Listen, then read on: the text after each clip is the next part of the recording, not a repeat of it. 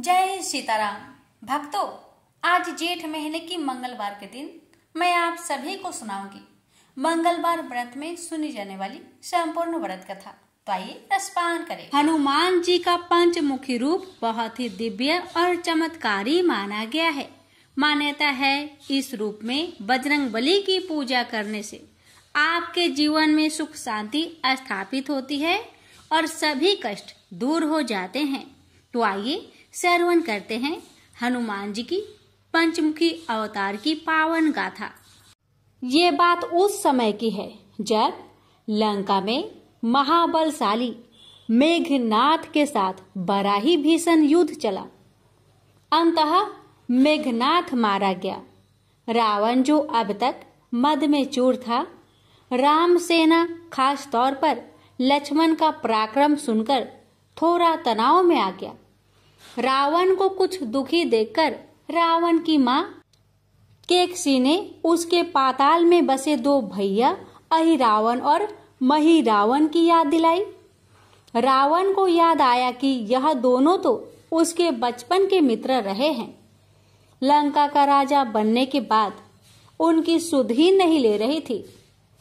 रावण यह भली प्रकार जानता था कि अहिरावण व महिरावण तंत्र मंत्र के महापंडित, जादू टोने के धनी और माँ कामाक्षी के परम भक्त है। रावण ने उन्हें बुला भेजा और कहा कि वह अपने छल बल कौशल से श्री राम व लक्ष्मण का सफाया कर दे।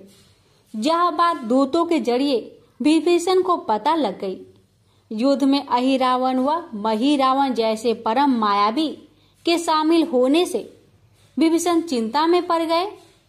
विभीषण को लगा कि भगवान श्री राम और लक्ष्मण जी की सुरक्षा व्यवस्था कड़ी करनी पड़ेगी। बहुत सोच विचार करके उन्हें लगा कि इसका जिम्मा हनुमान जी को ही सौंप देना चाहिए। राम लक्ष्मण जी का कुटिया लंका में सुबेल पर्वत पर बना हुआ था। हनुमान जी ने भगवान श्री राम की कुटिया के चारों ओर एक सुरक्षा का कवच खींच दिया था। कोई जादू टोना, तंत्र मंत्र का असर या मायावी राक्षस इसके भीतर नहीं घुस सकते थे। अहिरावण और महिरावण श्री राम और लक्ष्मण जी को मारने उनकी कुटिया तक पहुंचे, पर इस सुरक्षा घेरे के आगे उनकी एक ना चली, वह असफल रहे। ऐसे में उन्होंने एक चाल चली। अहिरावण विभीषण का रूप धर के कुटिया में घुस गया। राम और लक्ष्मण पत्थर के सपाट शिलाओं पर गहरी नींद से सो रहे थे। दोनों राक्षस ने बिना आहट के दोनों भाई भगवान राम और लक्ष्मण जी को उठा लिया और अपने निवास पाताल की ओर लेकर चल दिए।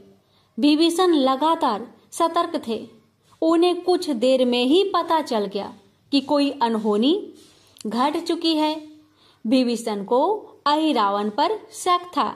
उन्हें राम लक्ष्मण की जान की चिंता बहुत सताने लगी। विभीषण ने हनुमान जी को महिरावण के बारे में बताते हुए कहा कि वे उसका पीछा करें। लंका में अपने रूप में घुसना राम भक्त हनुमान के लिए ठीक न था। सो उन्होंने पंछी का रूप धारण कर लिया और पंछी का रूप में ही निकुंभला नगर में पहुंच गए। निकुंभला नगरी में पंछी रूप धरे हनुमान जी ने कबूतर और कबूतरी को आपस में बात करते हुए सुना। कबूतर और कबूतरी एक दूसरे से कह रहे थे कि अब रावण की जीत पक्की है। रावण व महिरावण राम लक्ष्मण को बलि चढ़ा देंगे, बस सारा युद्ध समाप्त हो। कबूतर की बातों से ही बजरंग बली को पता चला कि दोनों राक्षस राम और लक्ष्मण को सोते में ही उठाकर कामाक्षी देवी को बलि चढ़ाने पाताल लोक ले गए हैं। हनुमान जी वायु के वेग से रसातल की ओर बढ़े और तुरंत वहां पहुंचे। हनुमान जी को रसातल के प्रवेश द्वार पर एक अद्भुत पहरेदार मिला। इसका आधा शरीर बानर का और आधा शरीर मछली का था। उसने हनुमान जी को पाताल में प्रवेश करने से रोक दिया। द्वार पर हनुमान जी से बोला कि मुझको परास्त किए बिना तुम्हारा भीतर जाना संभव नहीं है। दोनों में घमासान लड़ाई हुई। हनुमान जी की आशा के विपरीत यह बड़ा ही बलशाली और कुशल योद्धा निकला। दोनों ही बड़े बलशाली थे। दोनों में बहुत भयंकर युद्ध हुआ, परंतु वह बजरंग बली के आगे टिक नहीं सका। आखिरकार हनुमान जी ने उसे परास्त कर दिया और उस द्वारपाल की प्रशंसा करने से अपने आप को रोक नहीं पाए। तब हनुमान जी ने उस वीर से पूछा कि हे वीर, तुम कौन हो? अपना परिचय तो दो। तुम्हारा स्वरूप भी कुछ ऐसा है कि उसे देखकर मुझे कौतूहल हो रहा है। उस वीर ने उत्तर दिया, मैं हनुमान का पुत्र हूँ और एक मछली से पैदा हुआ हूँ। मेरा नाम है मकरध्वज। हनुमान जी ने यह सुना तो बड़े ही आश्चर्य में पड़ गए। वह वीर की बात सुनने लगे। मकरध्वज ने कहा, लंका दहन के बाद हनुमान जी समुद्र में अपनी अग्नि शांत करने के लिए पहुंचे। उस समय उनके शरीर से गिरते पसीने में से एक बूंद मेरी माँ के मुख में चला गया और उसी से मेरी माँ गर्भवती हो गई। उसी से मेरा जन्म हुआ है। हनुमान जी ने जब यह सुना तो मकरध्वज को बताया कि वह कोई और नहीं, स्वयं हनुमान है। यह सुनकर मकरध्वज ने हनुमान जी के चरण स्पर्श किए और हनुमान जी ने भी अपने बेटे को गले से लगा लिया और वहां आने का पूरा कारण बताया। उन्होंने अपने पुत्र से कहा कि अपने पिता के स्वामी की रक्षा में सहायता करो। मकरध्वज ने हनुमान जी को बताया कि कुछ ही देर में राक्षस बलि के लिए आने वाले हैं। बेहतर होगा कि आप रूप बदलकर कामाक्षी के मंदिर में जाकर बैठ जाइए। उनको सारी पूजा झरोखे से करने को कहे। हनुमान जी ने पहले तो मधुमक्खी का भेष धारण कर माँ कामाक्षी के मंदिर में घुस गए। हनुमान जी ने माँ कामाक्षी को नमस्कार कर सफलता की कामना की और फिर पूछा, हे माँ, क्या आप वास्तव में श्री राम जी और लक्ष्मण जी की बलि चाहती हैं? हनुमान जी के इस प्रश्न पर माँ कामाक्षी ने उत्तर दिया कि नहीं, मैं तो दुष्ट अहिरावण व महिरावण की बलि चाहती हूँ। यह दोनों मेरे भक्त तो है, पर अधर्मी और अत्याचारी भी है। आप अपने प्रयत्न करो, सफल रहोगे।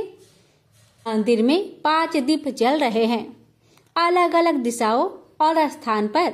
माँ ने कहा, यह दीप अहिरावण ने मेरी प्रसन्नता के लिए जलाए हैं। जिस दिन इस 5 दीपक को एक साथ ही बुझा दिया जाएगा, उस दिन इन दोनों राक्षस का अंत सुनिश्चित हो जाएगा। इस बीच गाजे बाजे का शोर सुनाई पड़ने लगा। अहिरावण महिरावण बलि चढ़ाने के लिए आ रहे थे।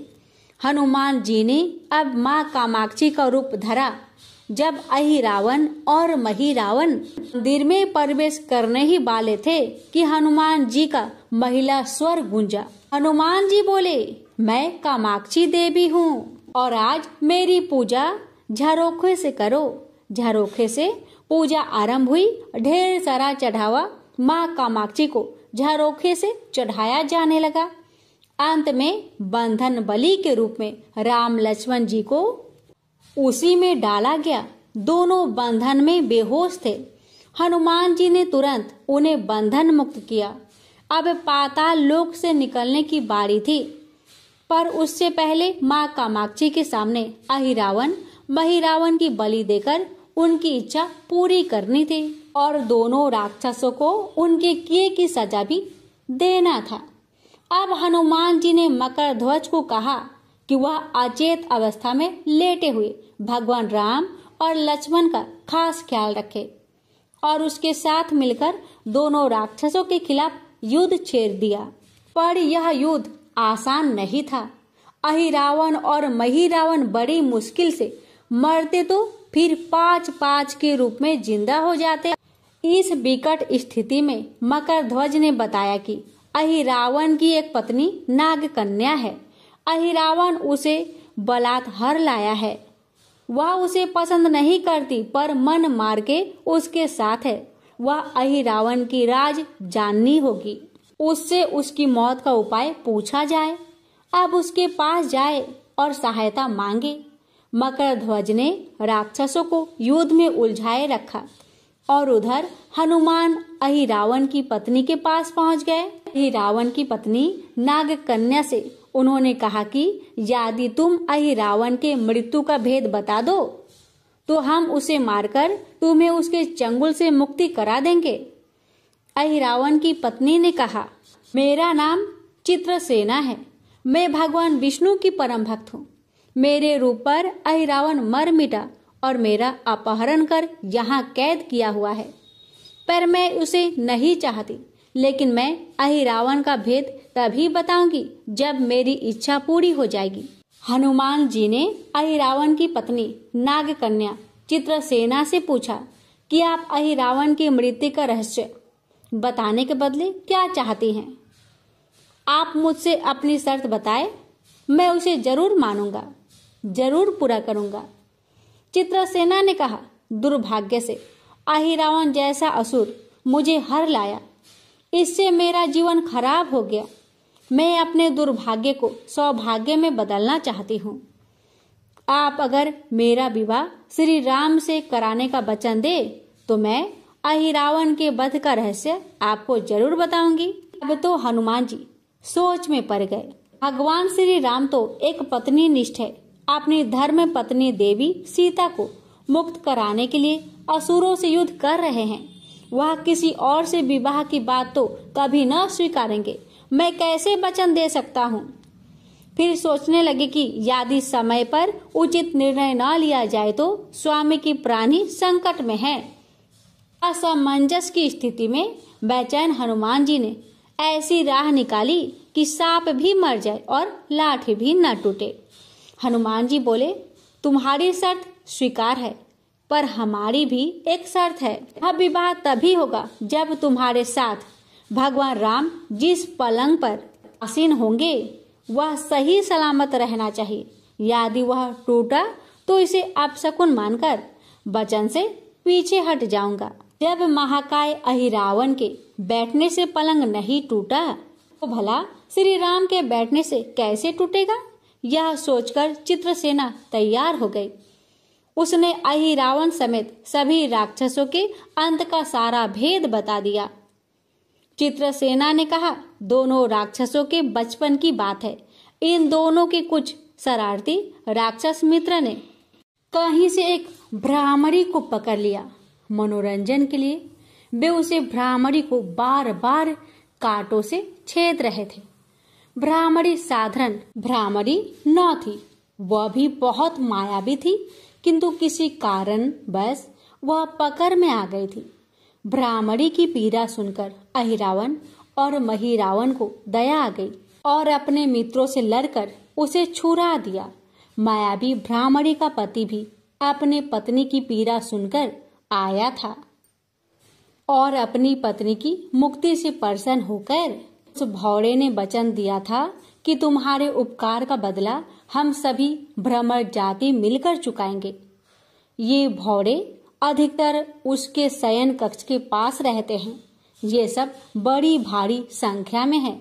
दोनों राक्षसों को जब भी मारने का प्रयास हुआ है और ये मरने को हो जाते हैं तब भ्रमर उनके मुख में एक बूंद अमृत का डाल देते हैं। उस अमृत के कारण ये दोनों राक्षस मरकर भी जिंदा हो जाया करते हैं। इनके कई कई रूप उसी अमृत के कारण हैं। इन्हें जितनी बार फिर से जीवित किया जाता है उनके उतने नए रूप बन जाते हैं। इसलिए आपको पहले इस भौरों को मारना होगा। हनुमान जी रहस्य जानकर लौटे। करध्वज ने अहिरावण को युद्ध में उलझा रखा था तो हनुमान जी ने भौरों का खात्मा शुरू किया। वे आखिर हनुमान जी के सामने कहाँ तक टिकते। जब सारे भ्रमर खत्म हो गए और केवल एक बचा तो वह हनुमान जी के चरणों में लौट गया। उसने हनुमान जी से प्राण रक्षा की याचना की। हनुमान जी पसीज गए। उन्होंने उसे क्षमा करते हुए एक काम सौंपा। हनुमान जी बोले, मैं तुम्हें प्राण दान देता हूँ, पर एक शर्त पर कि तुम यहाँ से तुरंत चले जाओगे और अहिरावण की पत्नी के पलंग की पार्टी में घुसकर जल्दी से जल्दी उसे पूरी तरह खोखला बना दोगे। और तत्काल चित्रसेना की पलंग की पार्टी में घुसने के लिए प्रस्थान कर गया। और अहिरावण और महिरावण को अपने चमत्कार के लुप्त होने से बहुत अचरज हुआ और उन्होंने मायावी युद्ध जारी रखा। भ्रमरों को हनुमान जी ने समाप्त कर दिया। फिर भी हनुमान जी के हाथों अहिरावण और महिरावण का अंत नहीं हो पा रहा था। यह देखकर हनुमान जी कुछ चिंतित हुए। फिर उन्हें कामाक्षी देवी का वचन याद आया। देवी ने बताया था कि अहिरावण की सिद्धि है कि जब पांचों दीपकों को एक साथ बुझाएंगे तभी वे नए नए रूप धारण करने में असमर्थ होगा और उसका वध हो सकेगा। हनुमान जी ने तत्काल पंचमुखी रूप धारण कर लिए। उत्तर दिशा में वाराह मुख, दक्षिण दिशा में नरसिंह मुख, पश्चिम में गरुड़ मुख, आकाश की ओर हयग्रीव मुख एवं पूर्व दिशा में हनुमान जी का मुख। उसके बाद हनुमान जी ने अपने पांचों मुख द्वारा एक साथ पांचों दीपक को बुझा दिए। अब उनके बार बार पैदा होने और लंबे समय तक जिंदा रहने की सारी आकांक्षाएं समाप्त हो गई। अब हनुमान जी के हाथों से महिरावण और अहिरावण दोनों मारे गए। इसके बाद उन्होंने श्री राम और लक्ष्मण जी की मूर्छा दूर करने के लिए उपाय किए। दोनों भाई होश में आ गए। चित्रसेना भी वहां आ गई थी। हनुमान जी ने कहा, प्रभु अब आप अहिरावण और महिरावण के छल और बंधन से मुक्त हुए, पर इसके लिए हमें इस नाग कन्या की सहायता लेनी पड़ी थी। अहिरावण इसे बलपूर्वक उठा लाया था। वह आपसे विवाह करना चाहती है। कृपया उससे विवाह कर अपने साथ ले चले, इससे उसे भी मुक्ति मिल जाएगी। श्री राम हनुमान जी की बात सुनकर चकरा गए। इससे पहले कि वह कुछ कह पाते, हनुमान जी ने ही कह दिया, भगवान आप तो मुक्तिदाता है। रावण को मारने का भेद इसी ने बताया है। इसके बिना हम उसे मारकर आपको बचाने में सफल ना हो पाते। कृपा निधान इसे भी मुक्ति मिलनी चाहिए। परंतु आप चिंता ना करें, हम सबका जीवन बचाने वाले के प्रति बस इतना ही कीजिए कि आप बस इस पलंग पर बैठिए, बाकी का काम मैं संपन्न करवाता हूँ। हनुमान जी इतनी तेजी से सारे कार्य करते जा रहे थे कि इससे भी राम जी और लक्ष्मण जी दोनों चिंता में पड़ गए। वह कोई कदम उठाते कि तब तक हनुमान जी ने भगवान राम की बाह पकड़ ली। हनुमान जी ने भावावेश में प्रभु श्री राम की बाह पकड़कर चित्रसेना के उस सजे धजे विशाल पलंग पर बिठा दिया। भगवान राम कुछ समझ पाते कि तभी पलंग की खोखली पाटी चरचरा कर टूट गई। पलंग धराशायी हो गई। चित्रसेना भी जमीन पर आ गिरी। हनुमान जी हंस पड़े और फिर चित्रसेना से बोले, अब तुम्हारी शर्त तो पूरी हुई नहीं, इसलिए यह विवाह नहीं हो सकता। तुम मुक्त हो और हम तुम्हें तुम्हारे लोग भेजने का प्रबंध करते हैं। अब तो चित्रसेना समझ गई कि उसके साथ छल हुआ है। उसने कहा कि उसके साथ छल हुआ है। मर्यादा पुरुषोत्तम के सेवक उनके सामने किसी के साथ छल करे, ये तो बहुत ही अनुचित है। मैं हनुमान को श्राप दूंगी। चित्रसेना ने हनुमान जी को श्राप देने ही जा रही थी। श्री राम का सम्मोहन भंग हुआ। वह इस पूरे नाटक को समझ गए। उन्होंने चित्रसेना को समझाया, मैंने एक पत्नी धर्म से बंधे होने का संकल्प लिया है, इसलिए हनुमान जी को यह करना पड़ा। उन्हें क्षमा कर दो। क्रोधित चित्रसेना तो उनसे विवाह करने की जिद पकड़ी बैठी थी। श्री राम ने कहा, मैं जब द्वारपर में श्री कृष्ण अवतार लूंगा तब तुम्हें सत्यभामा के रूप में अपनी पटरानी बनाऊंगा। इससे वह मान गई। हनुमान जी ने चित्रसेना को उसके पिता के पास पहुंचा दिया। चित्रसेना को प्रभु ने अगले जन्म में पत्नी बनाने का वरदान दिया था। भगवान विष्णु की पत्नी बनने की चाह में उसने स्वयं को अग्नि में भस्म कर लिया। श्री राम और लक्ष्मण मकरध्वज और हनुमान जी सहित वापस लंका में सुबेल पर्वत पर लौट आए। प्यारे भक्तों, ये थी पंचमुखी हनुमान जी की पावन कथा। इस कथा के श्रवण मात्रा से ही हर मनोकामना अवश्य पूरी हो जाती है। अब सुनिए भगवान राम की महिमा की कथा। यह कहानी कुबाजी महाराज की है, जिनका नाम उनके गुरुदेव द्वारा केवल राम जी रखा गया था। वे एक कुम्हार थे। उन्होंने श्री कृष्णदास पायहारी जी के सत्संग में जाना शुरू किया और उन्हें सतगुरु रूप में वरण किया। जाति से वे कुम्हार थे, लेकिन उनकी स्थिति महान संतों के समान हो गई थी।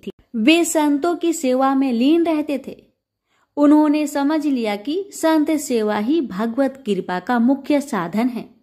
यदि संतों की आराधना की जाए तो भगवान को प्राप्त करना सहज हो जाता है। कोई भी वैष्णव या संत उनके घर आता तो वे उनका आदर पूर्वक सत्कार करते। उनके घर में साधु संतों का आना जाना लगा रहता था। वे महीने में केवल 30 बर्तन बनाते थे और उनमें से रोज केवल एक ही बेचते थे। इस सीमित कमाई से ही वे अपने परिवार का भरण पोषण करते और शेष धन से संत सेवा करते थे। वे अधिक बर्तन इसलिए नहीं बनाते थे क्योंकि उनका मत था कि यदि हम अधिक व्यापार और सांसारिक गतिविधियों में उलझ जाएंगे तो हमारा मन आंतरिक भजन में नहीं लगेगा। एक दिन उनके घर में बहुत से संतों की मंडली आई, किंतु उनके घर में संत सेवा के लिए कोई व्यवस्था नहीं थी। उन्होंने पत्नी से कहा, अब हमें किसी से उधार लेना पड़ेगा। संत आए हैं और वे भूखे नहीं रह सकते। वे ये भी कर सकते हैं कि संतों से हाथ जोड़कर विनम्रता पूर्वक कह देते कि उनके पास भोजन की व्यवस्था नहीं है, लेकिन उनके प्रेमी हृदय ने यह स्वीकार नहीं किया। उन्होंने सोचा संतों की सेवा के लिए ऋण भी लेना पड़े तो कोई दोष नहीं।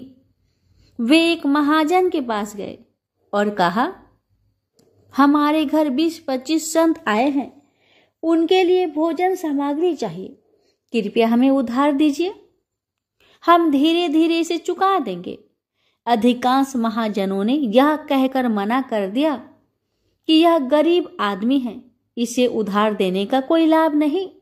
लेकिन एक चतुर महाजन ने कहा, यदि तुम मेरा एक काम कर दो तो जितनी भी सामग्री चाहिए मैं दे सकता हूं। कुबाजी महाराज ने पूछा, आपका क्या काम है? महाराज ने कहा, हमारे कुएं की खुदाई का काम रुका हुआ है, यदि तुम उसे पूरा कर सको तो मैं तुम्हें संत सेवा के लिए सामग्री दे दूंगा। यह सुनकर कुबाजी महाराज ने खुश होते हुए सहमति दे दी। कुबाजी ने संतों की सेवा के लिए उधार लेना भी स्वीकार कर लिया। वे भक्तों की सेवा में इतने तन्मय थे कि उन्होंने सेवा की सामग्री ली और संतों की सेवा की। उनकी पत्नी भी इस सेवा में सहभागी बनी। फिर वे दोनों तय किया हुआ कार्य करने के लिए वापस आए। वे खुदाई करते हुए हर फावड़े के साथ राम नाम का उच्चारण करते। पत्नी मिट्टी बाहर फेंकती और वे वापस में भी ईश्वर के नाम लेकर ही संवाद करते। उन्हें मेहनत करता देखकर महाजन को तो आनंद हो गया। वह सोचने लगा कि थोड़ी सामग्री देकर उसने बहुत बड़ा कार्य करवा लिया। जैसे जैसे फावड़ा चलता केवल राम जी सिया राम कहते मिट्टी निकालकर तसले में रखते और संकेत में अपनी पत्नी से कहते सिया राम अर्थात उठाओ। फिर वे कहते सिया राम और वह मिट्टी उठाती। इस प्रकार वे दोनों एक एक कदम आगे बढ़ते। अब वे कुआं खोदने में तत्लीन हो गए। खुदाई के दौरान मिट्टी खिसकने लगी क्योंकि चारों ओर रेतीली मिट्टी थी। कुछ ही समय में हजारों मन मिट्टी खिसक गई। कुआं गहरा हो चुका था और अब बस पानी निकलने की ही देरी थी कि अचानक ऊपर की पहाड़ी धंस गई और केवल राम जी मिट्टी के नीचे दब गए। मिट्टी इतनी तेजी से गिरी कि चारों ओर बस धूल ही धूल थी। अब किसी को भी यह संभव नहीं लग रहा था कि वे जीवित बचेंगे। उनकी पत्नी को समझाया गया कि अब कुछ भी संभव नहीं, लेकिन वे धैर्यवान थी। उन्होंने इसे प्रभु की इच्छा और अपने पारवंद का फल माना। 1 महीने तक कोई भी उस स्थान के पास नहीं गया, क्योंकि यह एक बहुत ही दुखद घटना थी। 1 महीना बीत गया और तभी उधर से गुजरने वाले कुछ लोगों ने अचानक नाम ध्वनि सुनी, सिया राम सिया राम सिया राम। यह ध्वनि अत्यंत आनंदमय थी। जो भी उस स्थान के पास गया वह इस ध्वनि को सुनकर रोमांचित हो उठा। यह कोई साधारण ध्वनि नहीं थी, यह गहन आध्यात्मिक ऊर्जा से भरी हुई थी। यात्रियों ने यह भी सुना कि सिर्फ नाम ही नहीं बल्कि मृदंग और करताल की ध्वनि भी आ रही थी। उसी समय उधर से एक राजा गुजरा, जिसने भीड़ देखकर पूछा कि यहाँ क्या हो रहा है। लोगों ने बताया कि यह स्थान वह है जहाँ केवल राम जी कुआं खोद रहे थे और मिट्टी के नीचे दब गए थे। राजा ने यह सुनते ही आदेश दिया कि तत्काल खुदाई करवाई जाए। लोगों ने कहा कि इतनी गहरी मिट्टी के नीचे कोई जीवित कैसे रह सकता है, लेकिन नाम ध्वनि स्पष्ट रूप से सुनाई दे रही थी। जब मिट्टी हटानी शुरू की गई तो एक गुफा जैसी संरचना दिखाई दी। प्रभु की कृपा देखिए, जहाँ केवल राम जी बैठे थे वहां मिट्टी नीचे तक नहीं गिरी थी, बल्कि ऊपर ही रुक गई थी। यह चमत्कार था। जब सभी ने देखा तो पाया कि केवल राम जी आरामदायक मुद्रा में बैठे हुए थे और जोर जोर से सिया राम का नाम जप रहे थे। उनके पास सुंदर पात्र में भोजन रखा था और जल भी रखा था। प्रश्न यह था कि यह भोजन और जल वहां कैसे पहुंचा। सोचिए, यदि किसी लिफ्ट में बिजली चली जाए तो कितनी घबराहट होती है। लेकिन यह भक्त तो एक गहरे कुएं में बैठे थे और न केवल जीवित थे बल्कि पूर्णतः आनंद मग्न भी थे। यह उनकी अटूट भक्ति और प्रभु के नाम पर दृढ़ विश्वास का परिणाम था। यह नाम जप का प्रभाव था कि उन्होंने किसी भी प्रकार की घबराहट महसूस नहीं की। प्यारे भक्तों, जो भक्त सच्चे मन से नाम जप करते हैं उसका पालन पोषण स्वयं भगवान करते हैं। जब खुदाई पूरी हुई तो सभी ने देखा कि केवल राम जी सुरक्षित थे। बस उनकी पीठ पर हल्की चोट आई थी, लेकिन वे पूर्णतः स्वस्थ थे। वे पूरे 1 महीने से उस स्थान पर थे और फिर भी उनके पास जल और भोजन उपलब्ध था। अब तो नगर के लोग दौड़ दौड़ कर आ रहे थे। अलग अलग गांव से लोग भेंट लेकर आ रहे थे। यह आश्चर्य की बात थी कि 1 महीना बीत जाने के बावजूद वे जीवित थे और भजन कर रहे थे। लोग श्रद्धा से उनके चरणों में झुक गए। यह ईश्वर की कृपा थी। यह नाम जप की महिमा थी। नाम जप में अद्भुत शक्ति है। यह केवल राम जी का दृढ़ विश्वास और भजन ही था जिसने उन्हें मृत्यु के मुख से बाहर निकाला। यह भगवान के नाम ही अपार महिमा को दर्शाता है।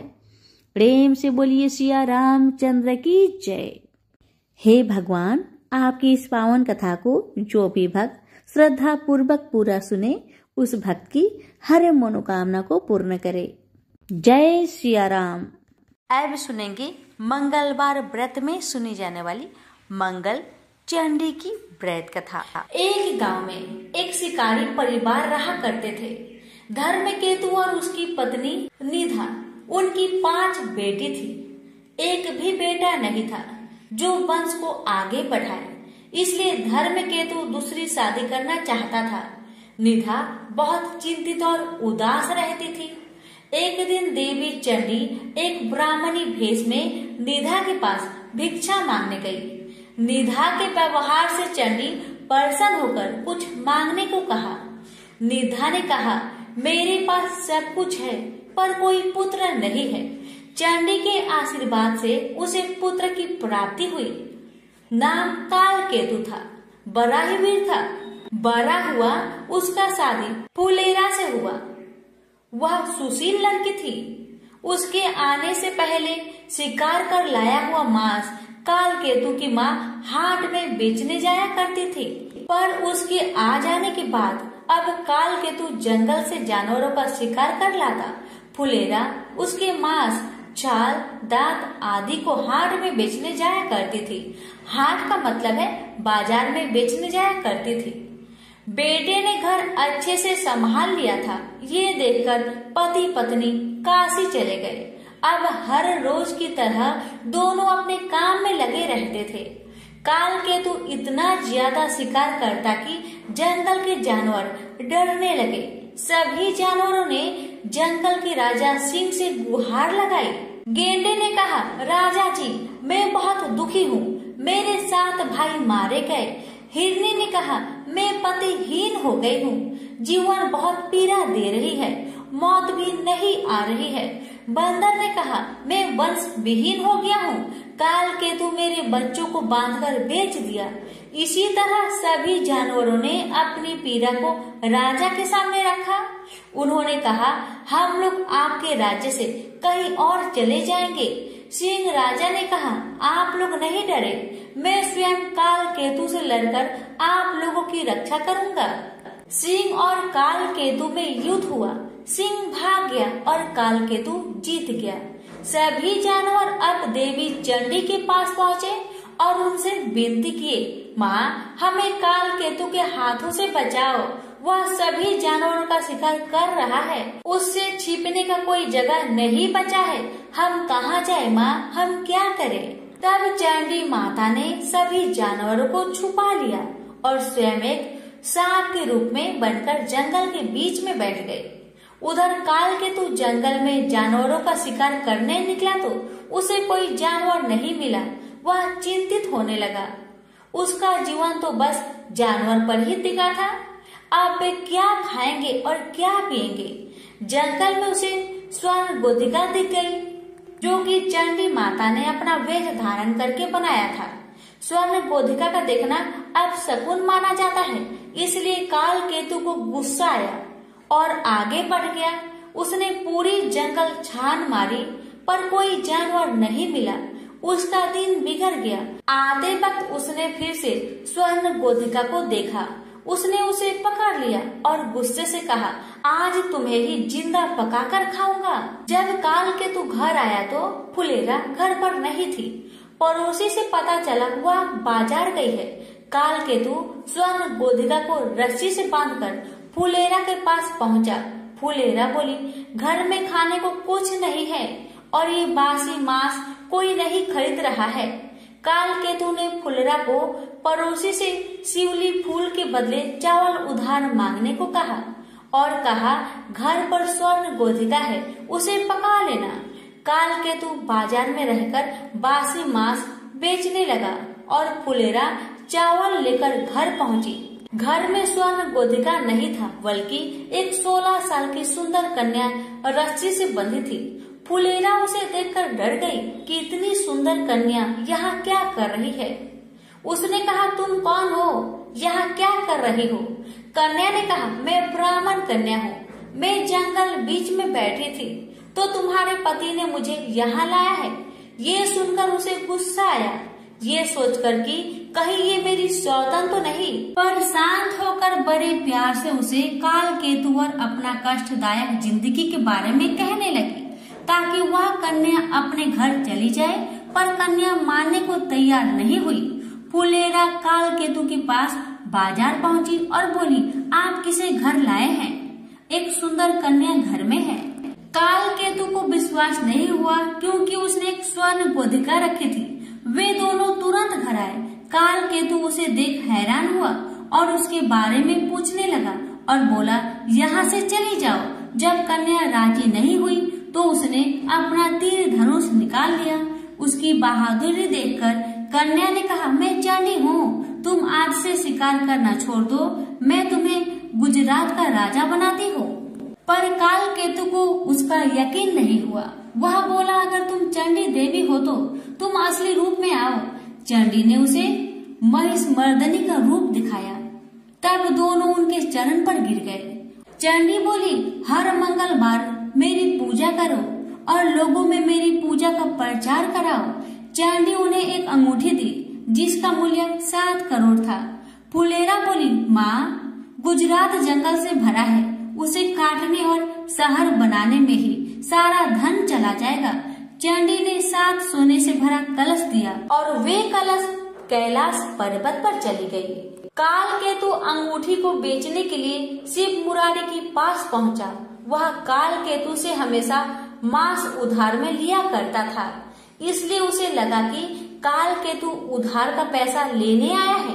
वह अपनी पत्नी को बाहर भेजा और छिपकर सारी बातें सुनने लगा। काल केतु के कुछ बोलने से पहले ही उसकी पत्नी बोली, मुरारी घर पर नहीं है, उधार का पैसा कल दे देंगे। काल केतु बोला, आप पैसा कल दे देना, मैं तो ये अंगूठी तुड़वाने आया था, अब दूसरे दुकानदार के पास जाना पड़ेगा। इतना सुनकर मुरारी दौड़ते हुए आया और अंगूठी देखा और झूठ बोला कि ये अंगूठी पीतल का है। उसने सोचा झूठ बोलकर वह अंगूठी स्वयं हड़प लेगा। काल केतु ने सोचा कि अंगूठी देवी को ही लौटा देगा। रात में चंडी ने मुरारी को सपने में अंगूठी का उचित मूल्य देने को कहा। उसने दूसरे दिन काल केतु को 7 कोटि रुपए दिए। काल केतु गुजरात के जंगल को कटवाने के लिए मजदूर लगवाया। जंगल में बाघ के डर से मजदूर जंगल के अंदर जाने को तैयार नहीं हो रहे थे। तब काल केतु स्वयं जंगल जाकर बाघ से लड़ा और उसे मार डाला। जंगल काटकर गुजरात शहर बसाया गया, पर गुजरात राज्य में कोई प्रजा न थी।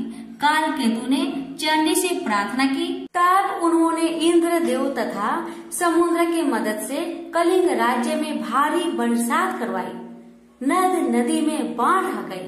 लोग कलिंग से गुजरात भागकर आने लगे। इस तरह ब्राह्मण, कास्ट, मुस्लिम आदि अनेक जाति के लोग गुजरात में आकर रहने लगे।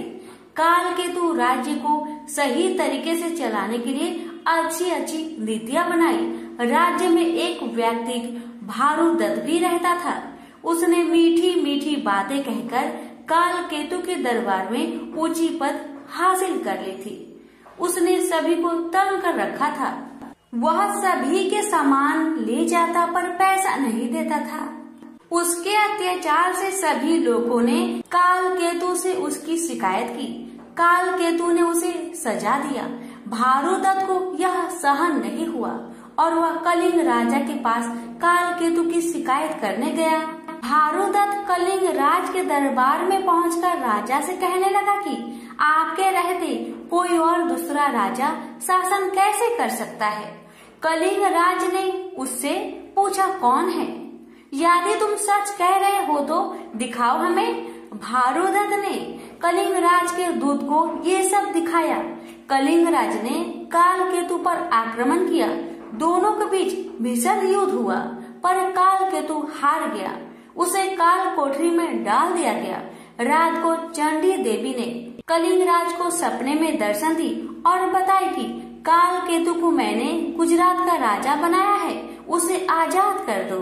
उसी समय कलिंग राजा दौड़ते हुए आए और काल केतु को आजाद करवाए और उसे गुजरात का राजा बना दिया। भारुदत्त को सजा मिली। काल केतु खुशी खुशी अपना जीवन राज्य चलाने लगा। प्रेम से बोलिए चंडी मैया की जय। अब सुनेंगे मंगलवार व्रत में सुनी जाने वाली मंगला गौरी माता जी की प्रेत कथा। इन सभी कथाओं को जो भक्त श्रद्धा और भक्ति के साथ पूरा सुनता है, उसकी हर मनोकामना अवश्य पूर्ण होती है। एक नगर में एक व्यापारी अपनी पत्नी के साथ सुखी से जीवन व्यतीत कर रहा था। उसे धन दौलत की कोई कमी नहीं थी और वह खुशहाल जिंदगी बिता रहा था। लेकिन उस व्यापारी को एक ही दुख था कि उसके कोई संतान नहीं थी। इसलिए सारी सुख सुविधाएं होते हुए भी दोनों पति पत्नी खुश नहीं थे। दिन रात पूजा पाठ में लगे रहते थे, ये उम्मीद से क्या पता भगवान उनकी सुनी गोद भर दे। भगवान ने उनकी प्रार्थना सुनी भी। उनकी पूजा अर्चना करने के बाद उन्हें पुत्र का वरदान प्राप्त हुआ। लेकिन उसके जन्म के समय ज्योतिष ने कहा कि वह अल्पायु है और 16 साल के होते ही सांप के काटने से उसकी मृत्यु हो जाएगी। इस बात को जानने के बाद पति पत्नी और भी दुखी हो गए, लेकिन उन्होंने इसे ही अपना और पुत्र का भाग्य मान लिया। उन्होंने 16 साल की उम्र से पहले ही अपने बेटे का विवाह सुकन्या से कर दिया। इस कन्या की माता मां मंगला गौरी का व्रत किया करती थी और उसने अपनी पुत्री को भी विवाह के बाद सुखी जीवन के लिए मां मंगला गौरी का व्रत रखने की सलाह दी थी। विवाह के बाद कन्या ने ससुराल आकर विधि विधान से मंगला गौरी का व्रत किया और मां गौरी की पूजा अर्चना की, जिसके परिणाम स्वरूप उसे अखंड सौभाग्यवती का आशीर्वाद प्राप्त हुआ और सेठ के पुत्र की मृत्यु टल गई और तभी से मां मंगला गौरी की व्रत की मान्यता अधिक बढ़ गई। प्रेम से बोलिए मंगला गौरी माता की जय हो। प्राचीन काल में कुरु देश में श्रुतकीर्ति नामक एक राजा शास्त्र ज्ञाता, कीर्तिमान तथा शत्रु रहित था। वह 64 कलाओं को जानने वाला तथा धनुर्विद्या में निपुण था। उसके यहाँ संसार की किसी वस्तु की कमी न थी। कमी थी तो केवल एक संतान की।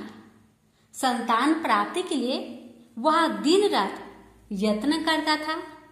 उसने संतान के लिए देवी की आराधना भी की। एक दिन देवी ने उसकी आराधना से प्रसन्न होकर उसे साक्षात दर्शन दिए और कहा, हे श्रुतकीर्ति, वर मांगो। राजा श्रुतकीर्ति ने कहा, माँ, यदि आप मुझ पर प्रसन्न हैं तो मुझे एक पुत्र दीजिए। आपकी कृपा से मेरे यहाँ धन्य धान्य आदि किसी चीज की कमी नहीं, बस एक कमी है तो पुत्र सुख की। इसको छोड़कर मेरे यहाँ सब आनंद है। राजा के ऐसे कहने पर देवी मुस्कुराई और उन्होंने कहा, राजन, तुमने एक दुर्लभ वस्तु की याचना की है, फिर भी तुमको पुत्र मैं अवश्य दूंगी। लेकिन तुम मेरी बात को ध्यान देकर सुनो। तुम्हारे यहाँ जो पुत्र होगा वह बहुत गुणवान होगा, किंतु वह 16 वर्ष से अधिक जीवित नहीं रहेगा। हाँ, यदि एक सुंदर अथवा विद्या विहीन पुत्र होगा तो वह बहुत समय तक जीवित रहेगा। देवी की बात सुनकर राजा चिंता में पड़ गया और माता की बात अपनी पत्नी को बताया। कहा, हे रानी, माता रानी ने कहा है, अगर मैं गुणवान पुत्र का मांग करता हूँ तो वह 16 वर्ष तक जीवित रहेगा। अगर अनपढ़ गंवार पुत्र की मांग करता हूँ तो वह दीर्घ काल तक जीवित रहेगा। अब तुम बताओ, मैं क्या करूं और क्या मांगू? बहुत सोच विचार करके राजा ने गुणी संपूर्ण लक्षण युक्त 16 वर्ष की आयु वाला पुत्र मांगा। देवी ने कहा, राजा, मेरे मंदिर के मुख्य द्वार पर आम का पेड़ है। मेरी आज्ञा है कि तुम उस पेड़ से एक आम तोड़कर अपनी रानी को खाने के लिए दे दो और उसको खाने से ही रानी का गर्भ अवश्य ठहरेगा। राजा ने प्रसन्न होकर देवी के मंदिर के मुख्य द्वार पर जो आम का पेड़ था वहां से एक आम तोड़कर अपनी पत्नी को खाने के लिए दिया। रानी ने भी माँ मंगला गौरी के आदेश अनुसार फल खाया और 10 मास के पश्चात उसके यहाँ देव पुत्र तुल्य पुत्र पैदा हुआ।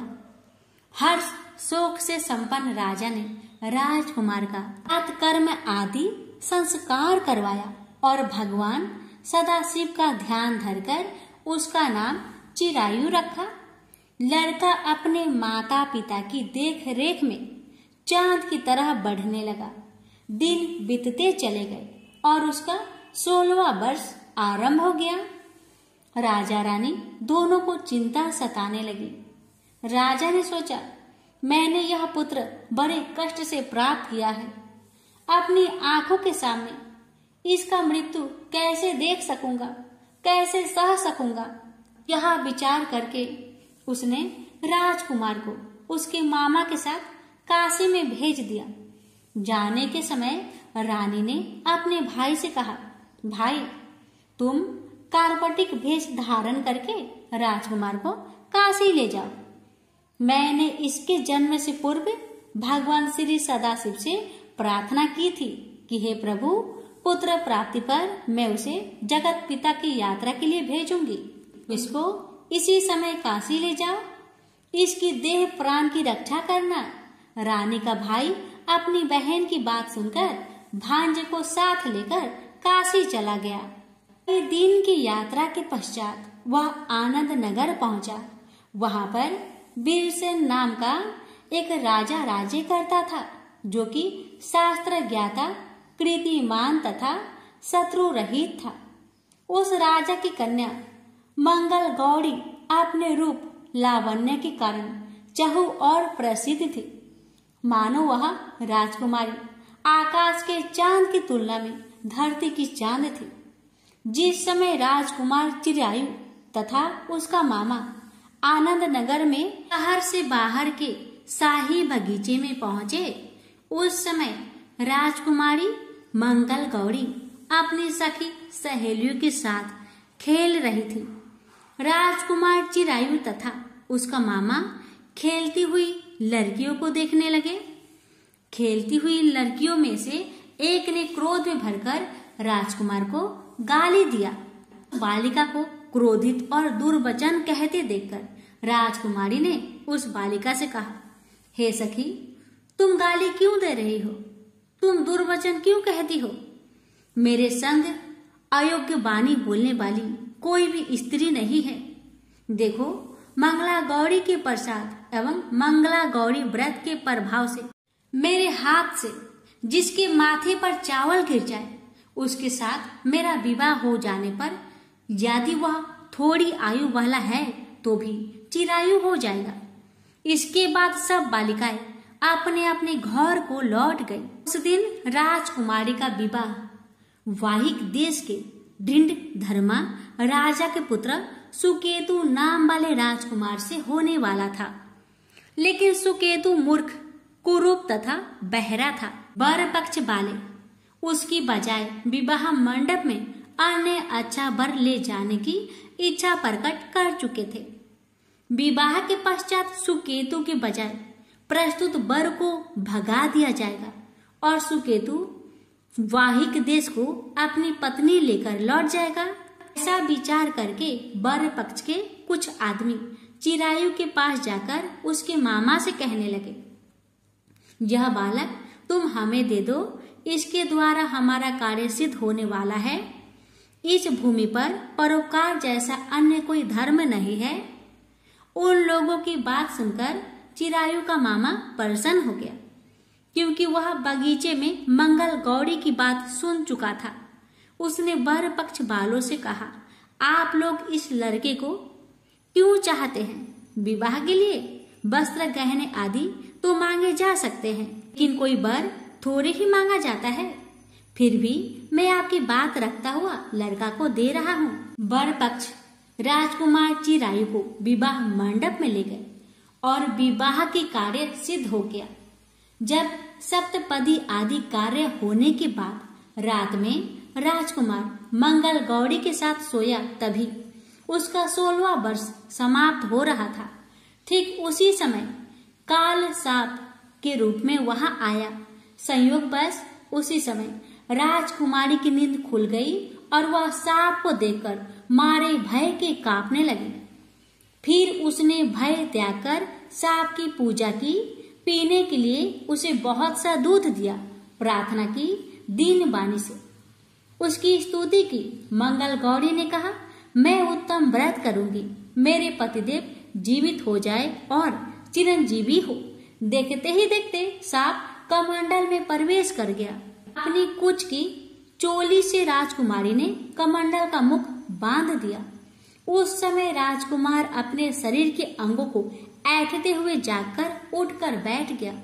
उसने राजकुमारी से कहा, मुझे बहुत भूख लगी है। राजकुमारी ने माता के समीप जाकर लड्डू आदि लाकर राजकुमार को खाने के लिए दिए। राजकुमार ने प्रसन्न होकर भोजन किया। हाथ धोते समय उसके हाथ से अंगूठी गिर गई। वह पान खाकर दोबारा सो गया। उसके सोने के बाद राजकुमारी कमंडल को बाहर फेंकने के लिए गई, लेकिन विधि के विधान से बाहर जाते समय चमकते हुए हार की चमक देखकर चकित रह गई। उसने उस घाट में स्थित हार को अपने गले में पहन लिया। थोड़ी रात बाकी रहने पर चिरायु का मामा आकर उसे ले गया। चिरायु के जाने के बाद वर पक्षजन सुकेतु को वहां ले आए।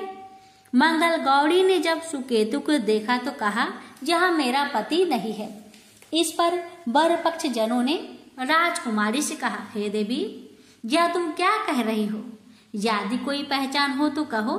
मंगल गौड़ी ने कहा, रात को मेरे पति ने जो मुझे जराऊ हार दिया है, उस हार के रत्नों की सुंदरता यह बताए, यह कोई अन्य ही है। रात्रि में आम्र सेजन के समय मेरे पति का केसर युक्त पद मेरी जांघ में लगा हुआ है। लोग उसे देखो। रात के समय मेरे और मेरे पति के बीच जो बातचीत हुई है और हमने क्या भोजन किया था, ये भी बतलाए तो यह मेरा पति होगा। मंगल गौरी की बात सुनकर वर पक्ष जनों ने कहा, ठीक है, लेकिन सुकेतु उपरोक्त प्रश्नों में से किसी एक का भी उत्तर नहीं दे सका। इस पर कन्या पक्ष वालों ने उसके साथ राजकुमारी को भेजने से इनकार कर दिया और वर पक्ष जन अपना सा मुंह लेकर जैसे आए थे वैसे ही लौट गए। मंगल गौरी के पिता महाराजा वीरसेन ने प्रसन्न होकर एक महान यज्ञ रचाया। उसने ये भी सुना कि वर पक्ष जन किस प्रकार अपने कुरूप राजकुमार के बजाय किसी अन्य सुंदर युवक को विवाह के मंडप में ले आए थे और उसके साथ मंगल गौरी का विवाह हुआ था। अब मंगल गौरी राजमहल के बरामदे में एक जिक्र की ओट में बैठ गई और प्रत्येक आते जाते यात्री को देखने लगी ताकि उनमें कहीं उसे चिरायु दिखाई दे जाए। उधर चिरायु भी अपने ससुराल का हाल जानने के लिए अपने मामा के साथ वहां आ पहुंचा। जो ही वह चिक के सामने से गुजरा, मंगल गौरी ने उसे देखकर कहा, पिताजी, मेरे पति आ गए हैं। राजा ने तुरंत ही मामा भांजे को राजभवन के भीतर बुलवा भेजा। मंगल गौरी की बताई हुई सब निशानियां चिरायु में मौजूद थी। राजा ने वस्त्र भरण अवश्य, गज रथ तथा अन्य बहुत सी चीजों के साथ मंगल गौरी चिरायु के साथ कर दी। उसके बाद चिरायु राजा वीरसेन से विदा होकर अपनी पत्नी एवं मामा के साथ कुल नंदन सेना सहित अपने नगर को गया।